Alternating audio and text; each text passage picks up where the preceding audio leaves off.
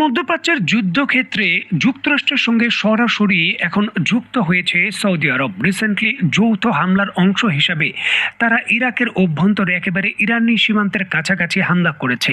এই ঘটনার পরপরই জরুরি ভিত্তিতে চীন এই নতুন সাপ্লাই ইরানে প্রেরণ করতে যাচ্ছে। আর এই বিষয়ে সামরিক বিশেষজ্ঞরা বলেন যে এই চীনের নতুন পদক্ষেপ সরাসরি মধ্যপ্রাচ্যে ইরানের সঙ্গে সামরিক যে কোনো বড় ধরনের যে সংঘর্ষ রয়েছে সেখানে পরোক্ষভাবে নয়, এবার সরাসরি যুক্ত হওয়ার অনেকটা ঘোষণার মতো। সামরিক বিশেষজ্ঞরা বলছেন যে গত প্রায় কয়েক বছর ধরে ইউক্রেন এবং রাশিয়ার যুদ্ধ চলছে।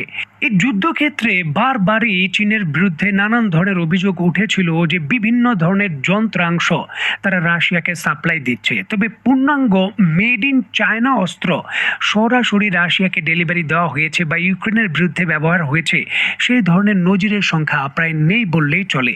তবে এইবার চীন সরাসরি তাদের মেড ইন চায়না অস্ত্র যুদ্ধক্ষেত্রে সরাসরি এইভাবে ডেলিভারি দিয়ে পরিষ্কারভাবে বার্তা দিচ্ছে মধ্যপ্রাচ্যের ইস্যুকে কেন্দ্র করে যদি উপসাগরীয় দেশগুলো যুক্ত হয় বা এই ক্ষেত্রে পাকিস্তানের মতো দেশও যদি যুক্ত হয়, তারপরও কিন্তু চীন তার ইরানের ক্ষেত্রে সহযোগিতার যে স্ট্র্যাটেজি রয়েছে তা পরিবর্তন করবে না, বরঞ্চ সেটা আরও বৃদ্ধি করে তাদের তৈরিকৃত অস্ত্রগুলো আরও বড় ভিত্তিতে তারা সাপ্লাই দেবে, যেটি যুদ্ধক্ষেত্রে আরেকটি নতুন ধরনের জটিলতা।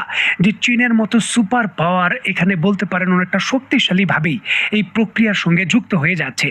চলতি বছরে ডোনাল্ড ট্রাম্প চীন সফর করেছিলেন এবং সেই সফরে শি জিনপিং এবং ডোনাল্ড ট্রাম্পের মধ্যে আলোচনার অন্যতম গুরুত্বপূর্ণ বিষয় ছিল ইরানকে সামরিক সহায়তা চীন করবে না বা বিরত থাকবে।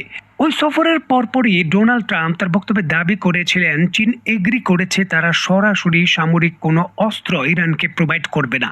তবে ডোনাল্ড ট্রাম্পের সেই দাবির একেবারে পরিপন্থী অবস্থানই যেন নতুন করে এই সমরাস্ত্রের ডেলিভারি। যুক্তরাষ্ট্রকে এখন শুধুমাত্র ইরানের শক্তি বা ইরানের অস্ত্র নয়, এর সঙ্গে সঙ্গে চীনের প্রযুক্তি, চীনের অস্ত্রের ডেলিভারি বা বড় ধরনের যুদ্ধক্ষেত্রে তাদের কি কি অস্ত্র চীনেরও মোকাবেলা করতে হতে পারে সেই সমীকরণও এখন পুরোপুরিভাবে সামরিক টেবিলে আনতে হচ্ছে এবং সেই বিষয়গুলো মাথায় রাখতে হচ্ছে যে পরবর্তী পদক্ষেপ চীন আসলে ইরানকে কেন্দ্র করে কি নেয়।